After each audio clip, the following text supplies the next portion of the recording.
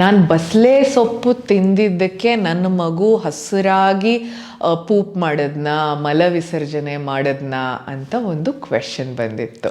So ಅವರೇನು ಕೇಳ್ತಾರೆ, ನಾನು ಬರೀ ಎದೆ ಹಾಲು ಕುಡಿಸ್ತಿರೋ ಅಂಥ 5 ತಿಂಗಳ ಮಗು ಬಸಳೆ ಸೊಪ್ಪು ತಿಂದೆ ಇವತ್ತು, ನಾನು ಈ ಬಸಳೆ ಸೊಪ್ಪು ತಿಂದಿದ್ದಕ್ಕೆ ನನ್ನ ಮಗುಗೆ ಆ ಕಲರಲ್ಲಿ ಮೋಷನ್ ಪಾಸ್ ಮಾಡೋದನ್ನ ಓಕೆನಾ, ಏನೂ ಹೆದರ್ಕೊಳ್ಳೋ ಅಂಥದ್ದಿಲ್ವಾ ಅಂತ.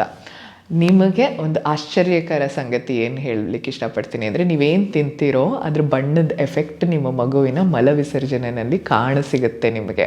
ಈಗ ಬಸಳೆ ಸೊಪ್ಪು, ಪಾಲಕ್ ಸೊಪ್ಪು, ಬಟಾಣಿ ಆ ಥರ ತಿಂದರೆ ಹಸಿರಾಗಿರ್ಬೋದು, ಕ್ಯಾರೆಟ್, ಕುಂಬಳಕಾಯಿ ತಿಂದರೆ ಯೆಲ್ಲೋ ಆರ್ ಆರೆಂಜ್ ಕಲರ್ ಇರ್ಬೋದು, ಬೀಟ್ರೂಟ್ ತಿಂದರೆ ಕೆಂಪು ರೀತಿಯಲ್ಲಿ ಮಲಮೂತ್ರ ವಿಸರ್ಜನೆ ಆಗ್ಬೋದು. ಸೊ ಬಣ್ಣದ ಎಫೆಕ್ಟು ಸ್ವಲ್ಪ ಮಕ್ಕಳಲ್ಲಿ, ಎದೆ ಹಾಲು ಕುಡಿಯೋ ಅಂಥ ಮಕ್ಕಳಲ್ಲಿ ಕಾಣಸಿಗಬಹುದು.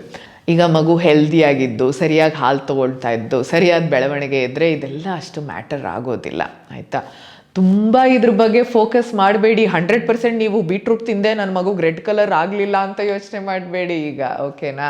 It may affect. So baby poop ಬಗ್ಗೆ ಒಂದು ವಿಡಿಯೋ ಮಾಡಿದ್ದೀನಿ, ಆಲ್ ಅಬೌಟ್ ಬೇಬಿ ಪೂಪ್ ಅಂತ. ನೀವು ಬೇಬಿ ಅಂತ ಕಾಮೆಂಟ್ ಮಾಡಿದ್ರೆ ನಾವು ಆ ವಿಡಿಯೋ ಲಿಂಕ್ನ ನಿಮಗೆ ಕಳಿಸ್ತೀವಿ. ಅದರಲ್ಲಿ ಬಹಳಷ್ಟು ನಿಮ್ಮ ಪ್ರಶ್ನೆಗಳಿಗೆ, ಈಗ ಮೋಷನ್ ಟೈಟ್ ಆದಾಗ ಯಾಕೆ, ಈ ಕಲರ್ ಯಾಕೆ, ಇಷ್ಟು ಬಾರಿ ಮಾಡಿದ್ರೆ ಯಾಕೆ, ಎಲ್ಲನೂ ಮಾತಾಡಿದ್ದೀನಿ. So go check it out.